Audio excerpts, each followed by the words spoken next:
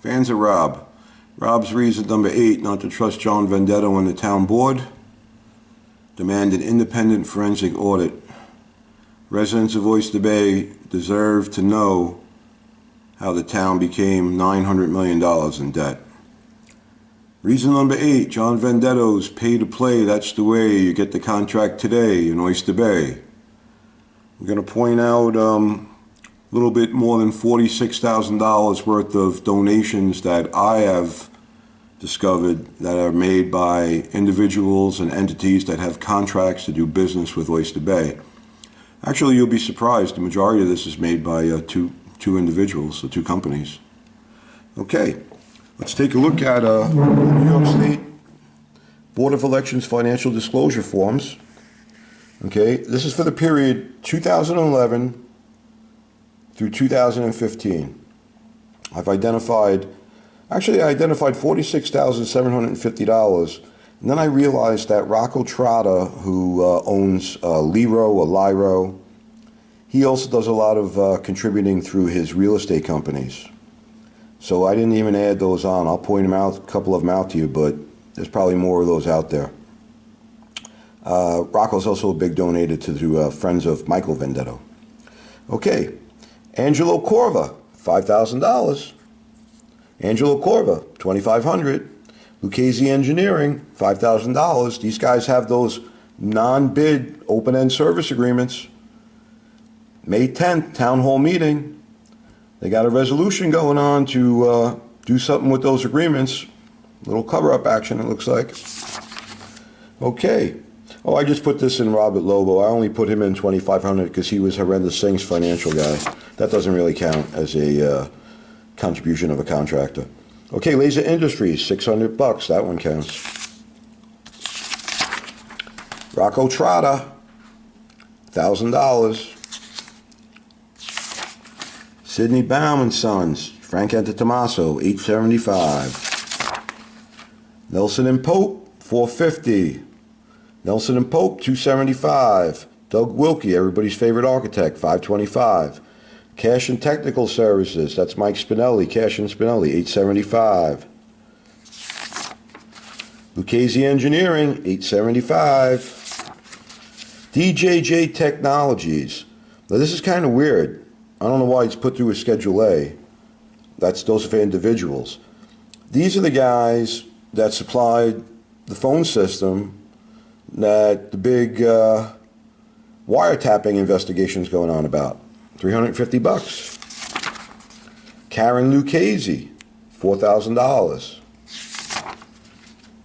Nelson and Pope, $300. Nelson and Pope, $125. Lucchese Engineering, $1,000. Lucchese Engineering, $1,000. Doug Wilkie, $500.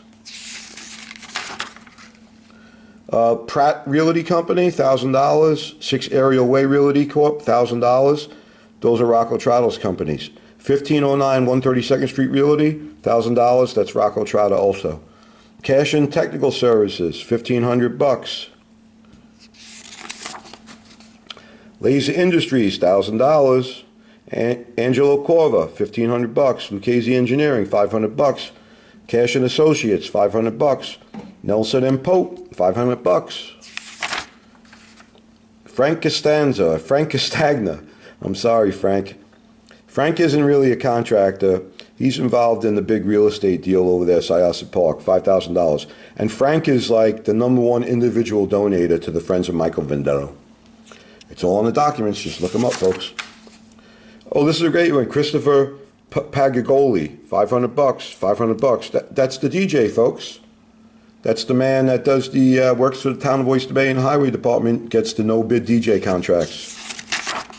Does all the Republican Club work. Angelo Corva, $5,000. Manhattan Realty Corp., that's our friend Rocco Trotta, $5,000. Michael Spinelli, $5,000. And I say this one for last. This is great. This is Schedule A, but this is John's buddy Rich Pacelli. John pays Rich $1,000 a month in, month out, through the Friends of John Venditto, for storage and consulting. yet all Rich gives back is $80. That's nice. Listen, folks, Nassau County is facing harsh criticism over their handling of their contracts. Look what's going on in Oyster Bay. We're talking about these no-bid open-end service agreements. Angelo Corva just received a $150,000 a year extension on this contract. He received the contract to, this is remarkable, he received the contract to consult on architect and engineer work for the Town of Oyster Bay Department of Planning and Development, the building department, and meanwhile, he's operating in the Town of Oyster Bay, submitting plans. In fact, he's the architect for the Sikh temple. I mean, the town knows of his cooperation with Fred Ippolito. He was the architect in the Maine Made-In fiasco when there were premature permits issued by Fred Ippolito. And is it a coincidence that he's the architect in the Sikh temple? And there are again premature permits issued to Angelo by Fred Ippolito?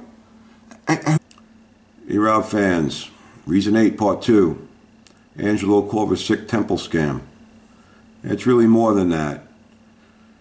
March 15th, the town board just approved the acting commissioner, or the whatever she is, Diana Aqua, Deputy Commissioner of Planning and Development, her request to extend Angelo Corva's open-end service agreement, his non-bid contract. He's had it going back to 2008 that I know of.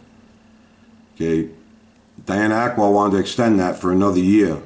They really need Angelo's insight. $150,000. Now the interesting thing is, Angelo works as an architect in the Town of Oyster Bay. He's submitting plans to Oyster Bay. As a matter of fact, he was the architect on the Maine Made-In fiasco, where Freddie the Felon issued improper permits to Angelo. And he's the architect in the Sikh temple scam, where again Freddie issued improper permits to Angelo. What really disgusts me is Mr. Venditto and the board know all this. Yet meeting after meeting, they sit there and they allow the congregation and the residents of Hope Court and the civic association there to come up and plead their case. And Mr. Venditto sits there and says, oh, get together, or I'd like to see you get together and work on it. So he knows where the root of the problem lies, right in the Department of Planning and Development. Who heard the recording of Tim Zeich passing on Freddie's word to that poor architect that actually testified against the town? Diana Aqua. Any of you read the nonsense, the letter she wrote to me? But why doesn't Mr. Venditto reappoint a new commissioner? Is it coincidence? Is he afraid to?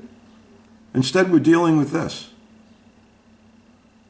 Money, money, money goes around. Reason number 8, don't trust Mr. Venditto as far as you could throw him.